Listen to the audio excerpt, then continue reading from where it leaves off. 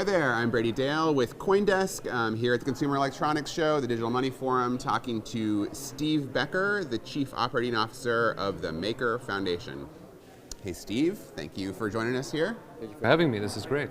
So there aren't a lot of crypto companies here at CES, and I think Maker may be just about the only one, at least with a booth, an official part of the program, that's a purely crypto. They don't have hardware or anything like that. So tell us a little bit more about why the Maker Foundation decided to come to this very mainstream non-crypto event.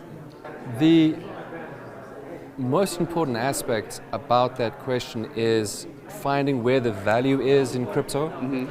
And for us, the value is in the intersection of the blockchain world with the analog world. Mm-hmm. If you think about it, where does Bitcoin get its value from? It really is the centralized exchanges. Mm-hmm. So this realization needs to be a little bit more sort of spread. It needs to be a little bit more obvious to everyone that in order to make sure that crypto does realize its value, it's got to interact with the world that needs it. And it's I like to use it, the traditional world, the analog world.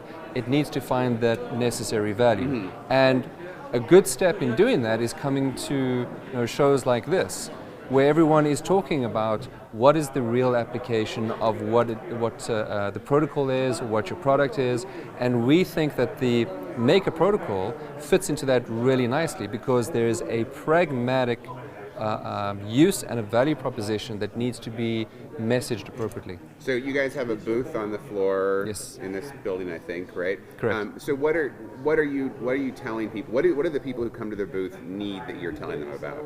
Well, there's really two groups of folks that come. Firstly, they're fans. Mm-hmm.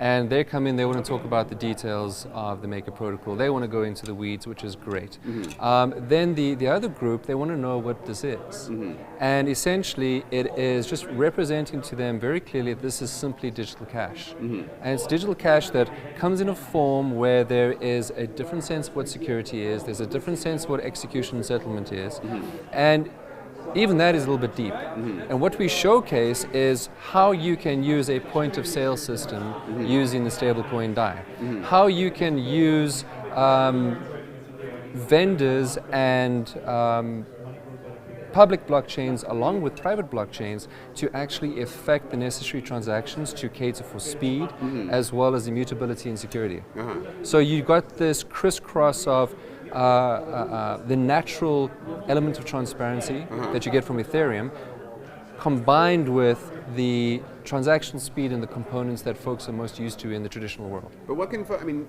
we're here in the United States in Las Vegas. Money works pretty well here. What is like the average Las Vegas CES show person coming through? What do they need? What do they need stablecoin for?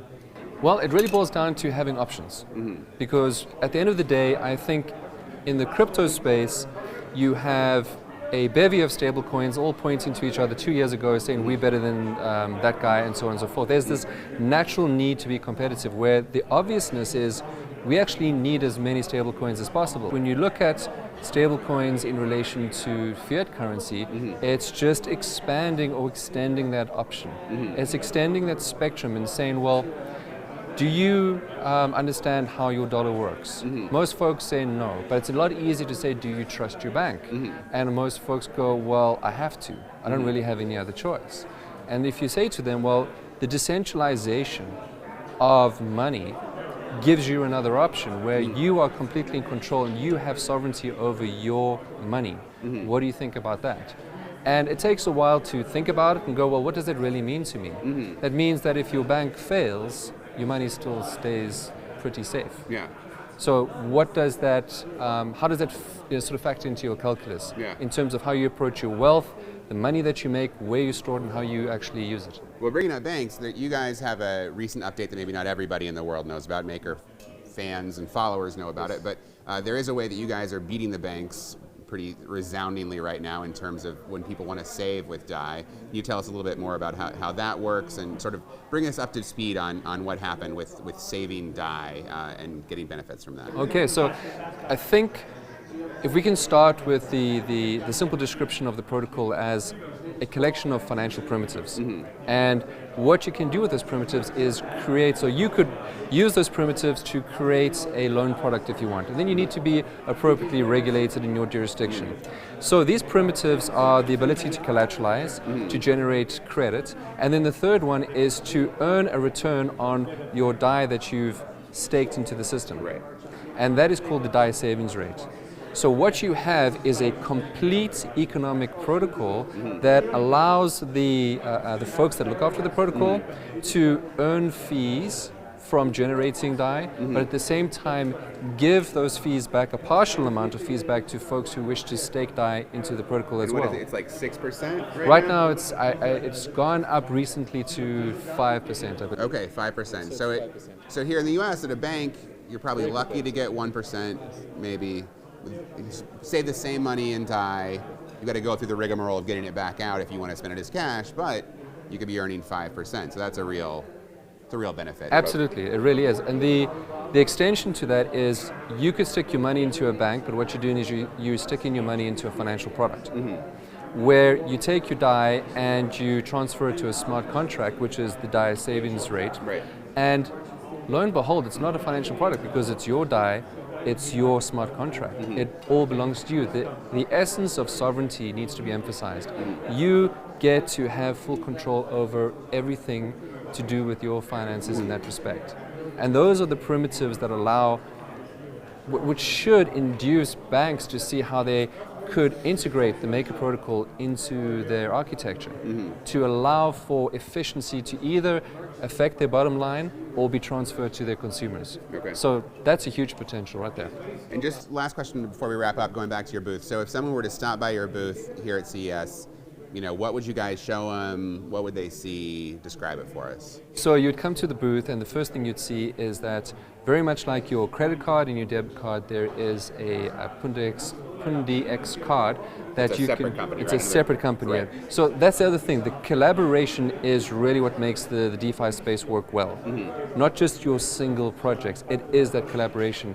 And you can come to the booth and actually pick up a card and see how that card, like a Visa and a MasterCard, can actually work to your benefit to go and transfer value onto it and use it to purchase coffee, food, whatever the case may be.